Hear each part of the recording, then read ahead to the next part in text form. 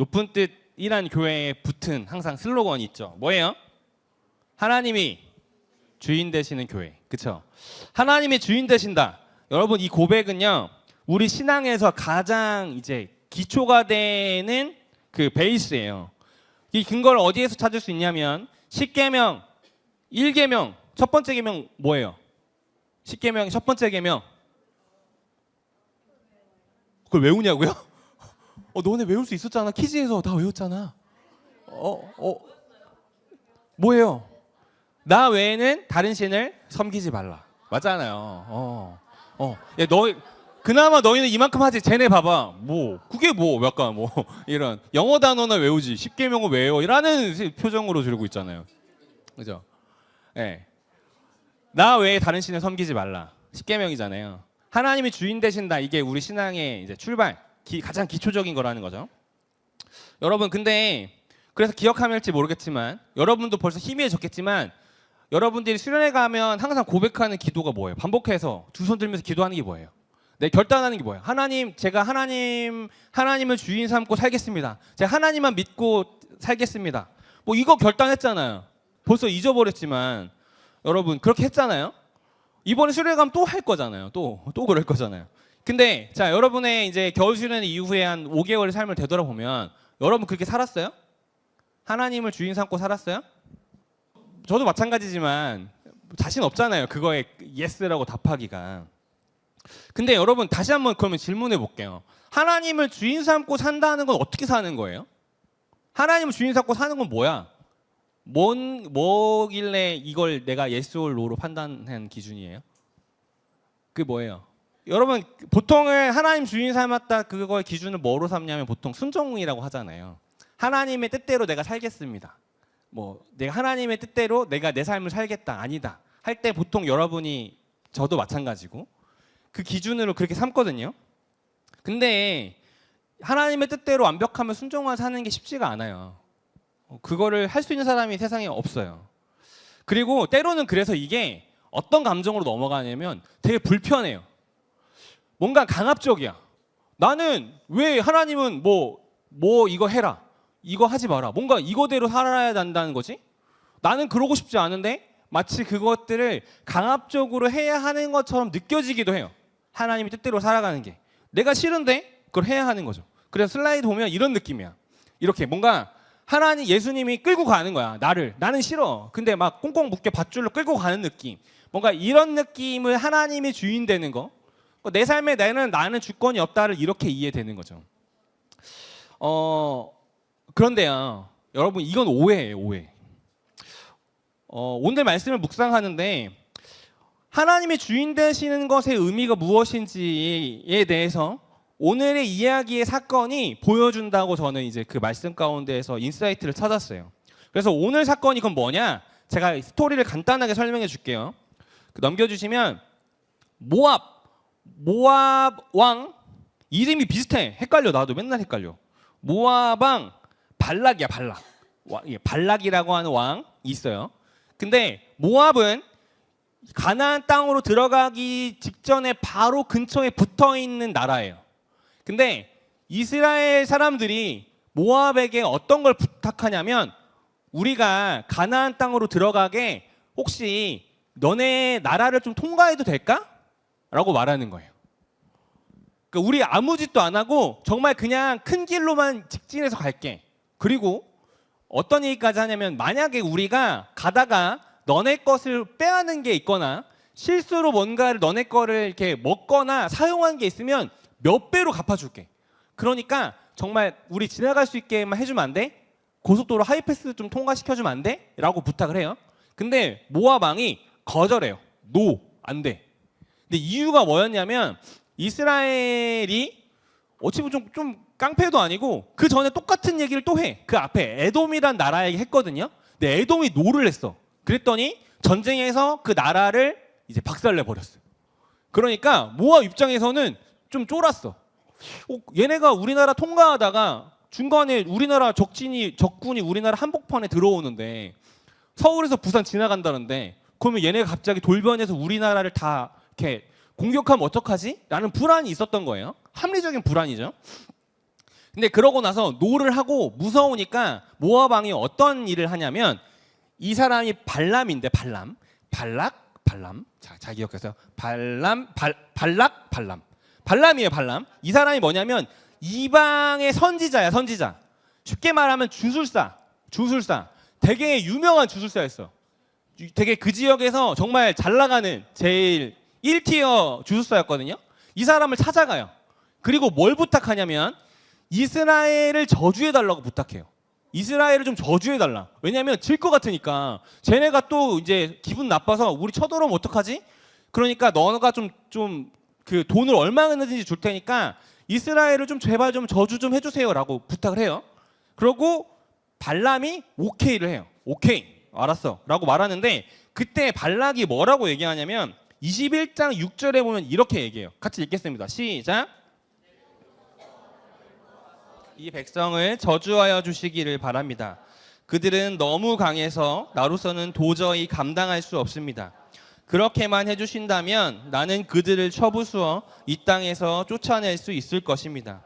그대가 복을 비는 이는 복을 받고 그대가 저주하는 이는 저주를 받는다는 것을 나는 알고 있습니다.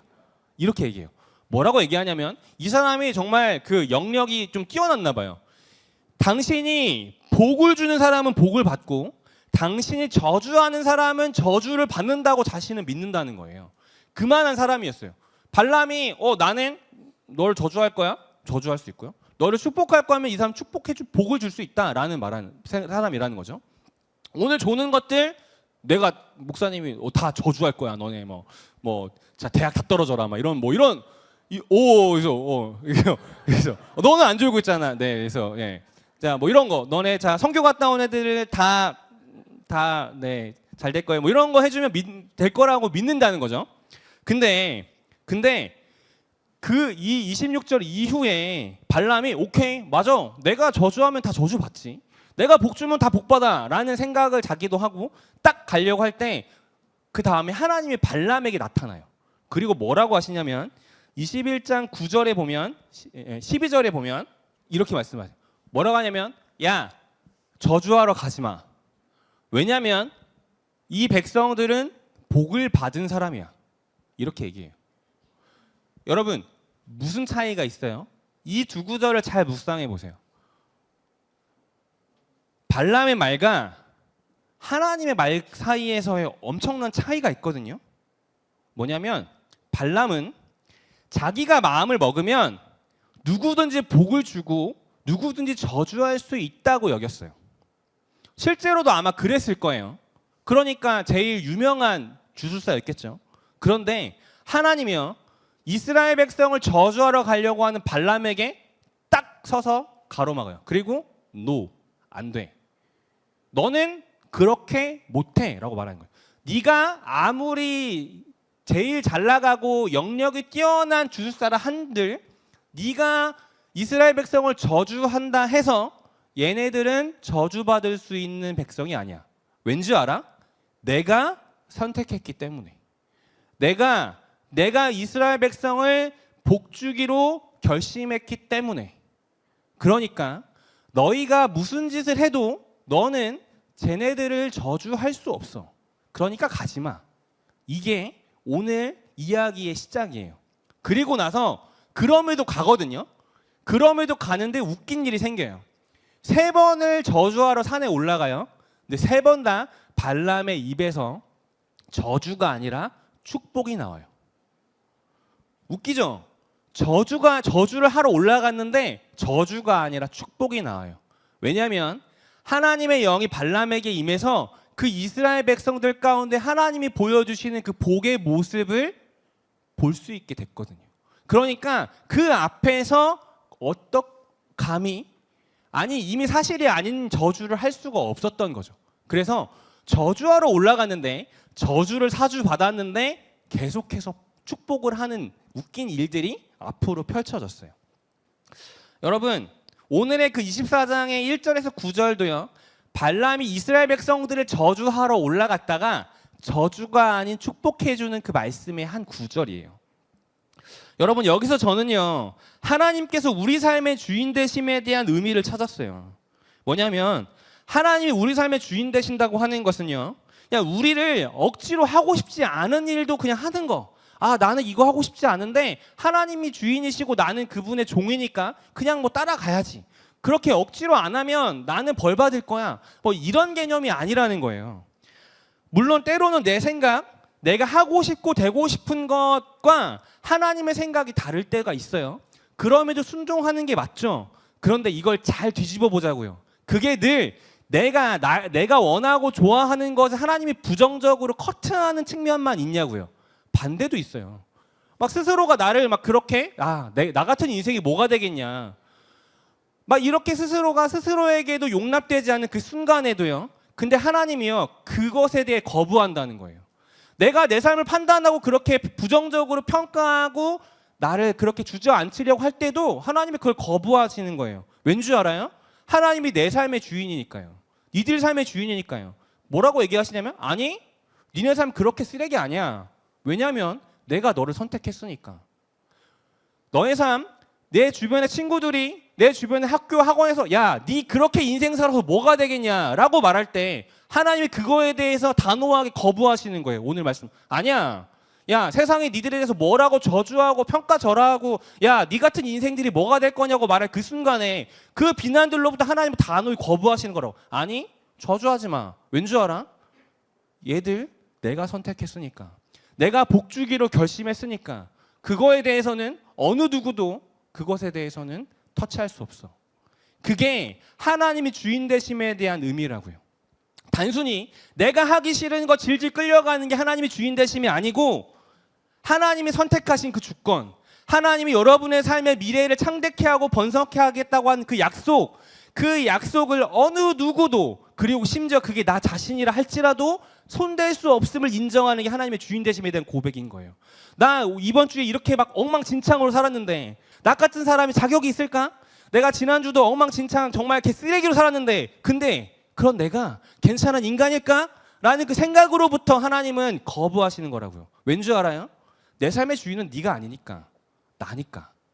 내가 너의 삶을 복되게 하고 너의 삶을 번성케 하고 아름답게 하기로 결정했으니까 그것을 인정하고 받아들이는 게 하나님의 주인 되심을 믿는 거예요. 스스로 내가 용납되지 않은 그 순간에도 말이에요. 사랑하는 친구들, 하나님이 주인 되신다는 건요, 여러분의 인생을 함부로 누군가가 판단하고 저주하고 평가하고 비웃을 수 없다는 의미인 거예요. 심지어는 그게 나 자신이라 할지라도요. 나도 그럴 수 없다. 왜냐하면 이 세상의 주인이시고 나를 창조하신 그분께서 나를 아름답고 선하고 창대케 하시겠다고 결정하셨기 때문이에요. 현재 나의 삶은요, 광야에 떠도는 유랑민 같을지라도 너의 삶의 앞날은 빛날 거야. 너의 삶은 더 근사해질 거야. 하나님은 지금 이스라엘 백성들에게 그리고 지금 우리에게 그렇게 말씀하고 계신 거예요. 사랑하는 친구들, 그것을 믿으세요? 믿으세요? 아멘? 왠지 아세요? 하나님이 그렇게 하시기로 하셨으니까요. 그것에 대해서는 어느 누구도 터치할 수 없는 거예요. 세상에 대단한 힘을 갖고 있는 사람일지라 할지라도요, 세상의 평가와 판단과 관념이라 할지라도요, 심지어는 내 삶이라 할지라도요, 우리에 대한 하나님의 뜻을 저주로 바꿀 수 없습니다. 사랑하는 우리 팀주들의 친구들, 쌤들, 하나님이 우리 삶의 주인이십니다. 아멘? 그 말은 여러분의 인생을 어느 누구도 함부로 판단하고 평가할 수 없다는 거예요. 여러분의 성적으로, 외모로, 성격으로, 여러분이 가는 대학으로, 여러분이 얻는 직장으로, 그리고 스스로 여러분 스스로가 여러분을 어떻게 생각하고 있는지도 그 어떤 것으로도 여러분은 감히 여러분의 인생을 판단하고 평가하고 저주할 수 없어요. 왜냐하면 우리 삶의 주인 되신 하나님께서 우리에게 복 주셨기 때문이에요. 그래서 하나님은 계속해서 얘기하시는 거예요. 너희를 저주하는 자는 저주를 받고 너희를 복 주는 자는 복을 받을 것이다. 그것은 여러분 스스로가 스스로의 인생에도 해당되는 말인 거예요. 왜냐하면 그 고백이 하나님의 주인 되심을 인정하는 고백이니까요. 나에게 그 복의 주권이 있는 게 아니고 나를 선택하신 하나님께 그 복의 주권이 있어요. 그것을 인정하는 것이 하나님의 주인 되심을 고백하는 겁니다. 그 사실을 믿으시기 바랍니다. 아멘.